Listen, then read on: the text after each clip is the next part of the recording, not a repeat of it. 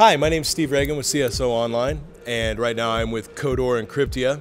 We're at Black Hat Conference, and I can't really talk about where these two work at the moment, but... The government. We look for government. All right, so they work for the government. Today we're going to talk about ICS security, so stick around. We'll be right back.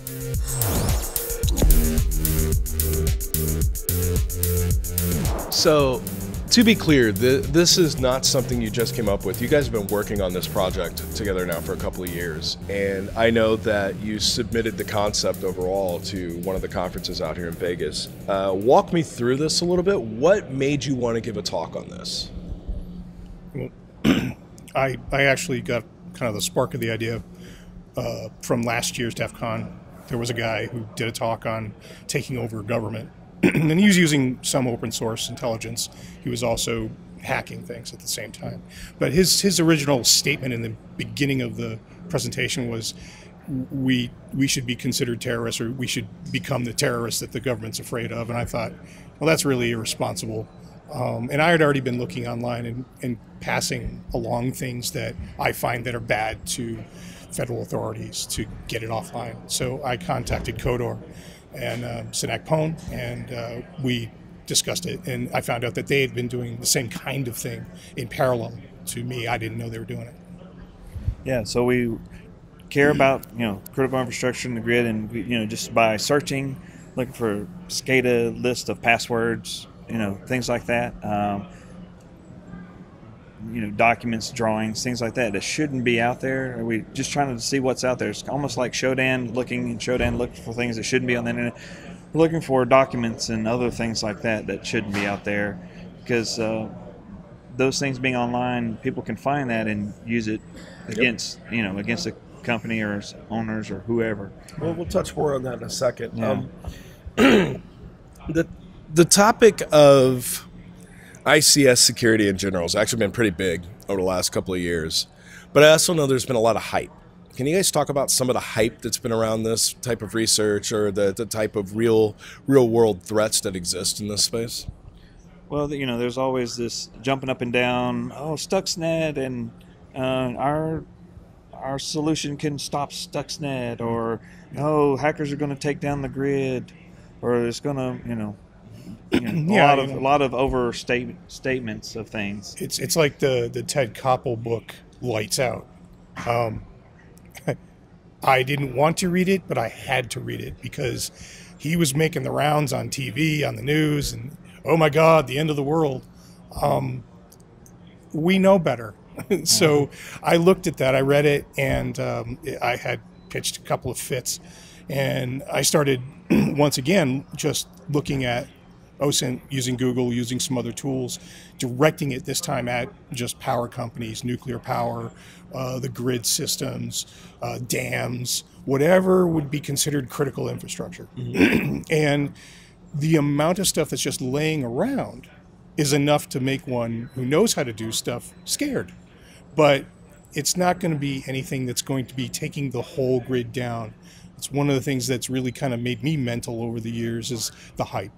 And no matter how many times I talk to a reporter, I don't often see the actual facts coming out in a way that isn't going to affect their lead. Yeah. So let's go back into the actual meat and potatoes, what you found. How important is Google and Shodan and other public repositories of data to your research? How much of an impact did that have, and what did you find? Okay, well, Google obviously is our friend, and it indexes everything, which is really nice. And a lot of people don't have their robots.txt set up right or whatever, so there are a lot of things that are indexed by Google, and you can find them if you know some keywords, to search things about the power grid, pick a vendor, search about, look for user manuals, things like that, or certain things that a certain power company might have online. Some things that they have to make public. Sometimes they give away too much information. Yeah. And then there's sometimes, things that are just not really smart ideas. People will backups and on their personal drives and make an anonymous FTP login to that. And so we find these things. We found all kinds of things, and we try to work with those people or whoever owns that data, try to get it offline. We try to educate them about taking that. Yeah, it's exactly that.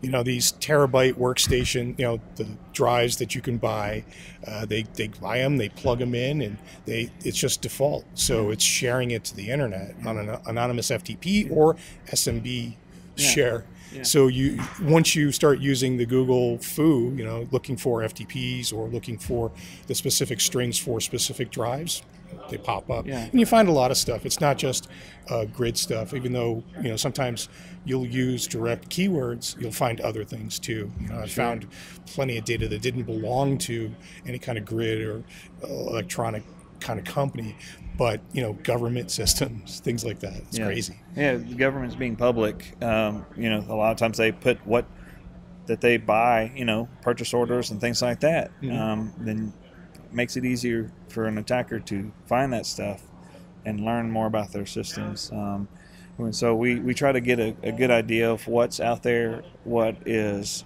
what is the good amount of level that those entities should be putting online and what they shouldn't.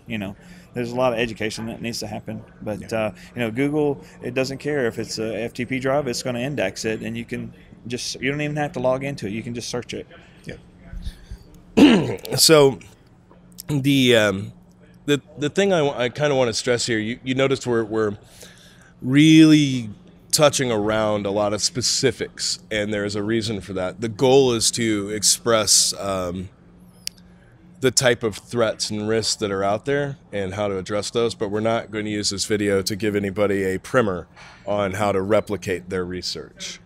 The only other thing related to this that I actually had a question on was, a lot of times the power companies have a great media campaign when they're trying to champion their local neighborhoods and things like this. And so they put a lot of information out there for town hall meetings and other, public. Does that help or hurt in security sorry, bad question. Does that help or hurt you when you're doing your research? Well, a lot of the stuff that does pop up is stuff that is part of that, where they've got plans, they've got the right-of-way type of stuff, and it's public, so the public is supposed to be able to vote on it or know about it in some way.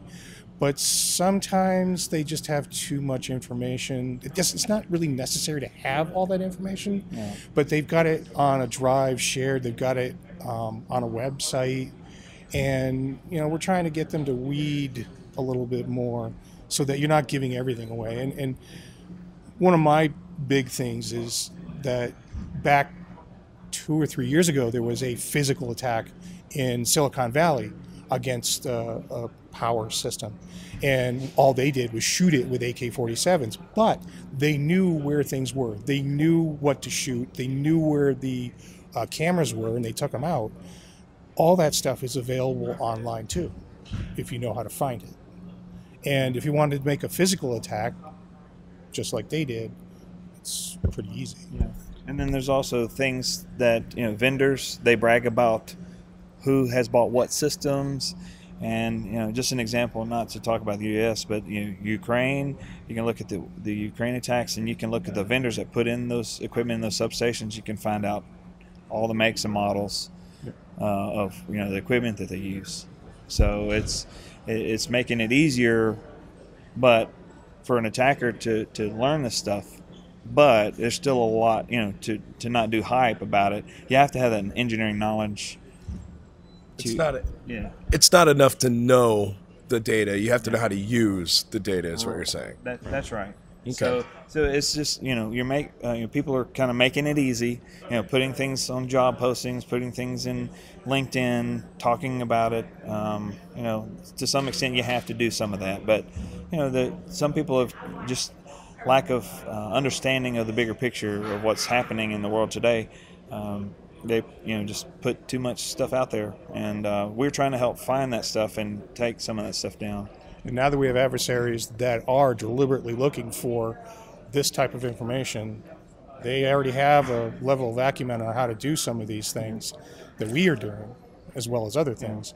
Us trying to get that stuff taken out of the equation in the first place so they aren't able to get it easily is one of our goals. Yeah, one of the things Sinek Pone and I did, that you might have heard that the 9 substations, you could take out 9 substations, it would cause a major nationwide blackout. When people forget that there's 3,000 utilities and there's a lot of redundancy built in. So me and Sinek Pone tried to figure out what those 9 substations were just by using our knowledge of power grids and also, doing open source research about, things like that. So we would expect that adversaries are doing the same thing, trying to do the same thing like that. So that leads me to my next question, which is actually, now that you have this information, you've done your homework, what can you do as an attacker? Like, what are some of the immediate impact that you can have just by finding this information publicly exposed? Well, I would say spear phishing is probably the thing that is the most immediate thing. So as an attacker, you find out information that you can craft an email that's believable. That's actually just happened. They had the electric sector was targeted against spear phishing. Just last week. Yeah, and this has been going on since 2015, but there are control engineers that have clicked on those things, but like say at a nuclear plant, those systems are well segmented, so something like that wouldn't have happened, but maybe in other countries it would have, or if it was in another, a smaller power company, things like that. So those kind of things we have to worry about. And an attacker can use that public information to generate something that's believable to anyone. And say, hey, I'm a vendor. I want to ask questions about this system or blah, blah, blah. Yeah.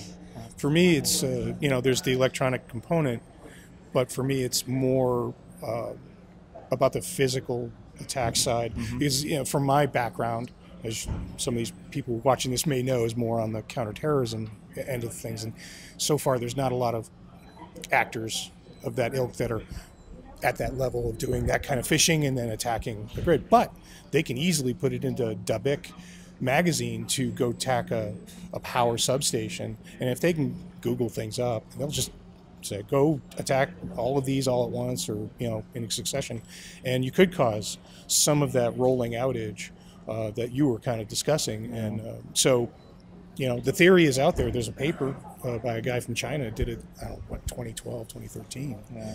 So, I mean, that's something that, you can't physically secure every transmission line. It's impossible. I've talked to power companies and say, how do you get your head around that? How do you get visibility into things like that? Go talk to your deer hunters that have deer stands on those power lines, and do you see any strange activity going on or something like that? There's a lot. Pretty smart. Yeah, I mean, bring them a box of donuts and say, hey, have you seen anything strange? On your trail cams. I have recently seen more infrastructure going in walls around some of this power infrastructure that I was worried about in my local area. So it's good that they're picking up on it, and I think it's probably because of that attack in California. But, yes. Yep. So tell me some war stories based on the research and things you found. What are some of the more standout items of interest? Okay. We found a whole city. It is in Florida. I won't mention which one. They had their whole SCADA system documents and all their backups on their public FTP site. So the city has a public FTP site, but they had all their SCADA stuff backed up. So me and Sinek Pone, we notified ICS CERT, and we notified them. We got them on the phone, told them about what was going on, and we all worked together to get that stuff taken off. That is a smaller utility, but it's one of the things that we've seen. Plans for like jails and all their control systems related to that. We found like a SCIF plans that are just out there. We found a SCADA engineer had his work laptop backed up on his home Seagate drive. and we called him and said, "Hey, we're from the internet, and you have something online that shouldn't be on there." And we told him why, and then he kind of just hung up. And then 10, 15 minutes later, we tried to look at it again and see, and it was gone. So he had taken it down. Well, at least he paid attention to you. Yeah. So those are just some of the things that we've found. What have you found? I Google dorked my way into a dam. It was after there was an alleged attack. I forget, it was Iran or one of the other in APT New countries. York. Yeah, and so I started Googling around just to see what I could find. And I found one dam that had this website, and I'm tooling around, and I clicked on something, and suddenly I was inside, and I was looking at an actual page for one of their SCADA systems for controlling part of the dam. No auth, nothing. I backed away slowly, and I called the federal authorities, and I said, "Here, you might want to give them a call." Going through this, you not only find, like I said, not just infrastructure, but I guess this could be considered infrastructure. At one point, I found a guy's terabyte drive shared to the internet, and he had all of his infrastructure, which was a service provider for internet, big one, had all of their passwords, all their high-level passwords in an Excel sheet shared out. And so I immediately called my friends and I said, "Here, you call these people because this is out there now." And shortly after that, it was gone. One more is we found and this isn't related to Power Grid or anything like that. We found a cybersecurity pen testing company had all their customer reports on an anonymous FTP. And so you'd expect them not to do that, but that's some of the things that we found. Yeah, and oftentimes if the provider of these pen tests or the security assessments does the right thing and they zip it up and it's encrypted and everything, the actual people that they've done it for will often put it somewhere, and it's available on the internet eventually if you know how to dig. So, as a practical matter, what advice do you have for organizations to prevent the type of data leaks, unintentional exposures, or however you want to call it, that you two find to come across this stuff? I'll go first. Talking about power companies, they can look at the documents that they make public, that they are required to for regulation to make public, and make sure have the cybersecurity team look through that information, see if there's any sensitive information. Have the engineers look through there and see if there's anything that they need to know some information if they're building a transmission line, but don't share like IP addresses and those kind of things. And down on the firmware, you don't need to know what firmware is on those things. Or schematics. Schematics, yeah. The whole schematics. Yeah, and for engineers, personally, don't back up your work laptop and take it at home. So it may be a thing around training your people. Having an assessment done to see how good their OSINT awareness is, and hey, how can I protect ourselves? Like on LinkedIn, if you have a policy around not posting stuff to LinkedIn about what sensitive information, but are your employees following that? Things like that.